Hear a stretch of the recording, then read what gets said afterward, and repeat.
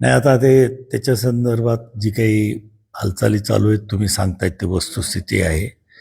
परंतु त्याच्याबाबतची माहिती आम्ही पक्षश्रेष्ठींना वेळोवेळी कळवत आहोत. आणि जे काही पक्षांनी माणसं नेमलेले आहेत बीड जिल्ह्यामध्ये, ज्या एजन्सीला काम दिलं आहे त्यांच्या माध्यमातूनही तसे रिपोर्ट पक्षाला गेलेले आहेत. त्यांच्याकडे स्टार प्रचारक म्हणून जबाबदारी तेच विरोधी गटांना हात मिळवून करतात. ते बरोबर आहे ना, त्यांचं ते राजकारणच आहे. तसं पहिल्यापासूनच तसं राजकारण आहे. ते पक्षाशी कधीच एकनिष्ठ राहू शकत नाहीत. त्यांचा स्वार्थ पहिल्यांदा येतो आणि मग ते पक्ष बघतात. दादांना तुम्ही या संदर्भात बोलणार आहात? मी ऑलरेडी बोललेलो आहे त्यांना.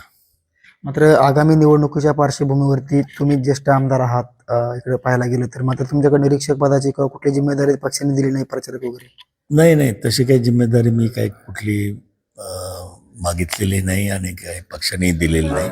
मी माझ्या मतदारसंघात ज्या 2 नगर परिषदेच्या निवडणुका आहेत त्याच्यामध्ये मी पूर्ण आता व्यस्त आहे आणि मला इतर कुठलीही जबाबदारी घ्यायची नाही.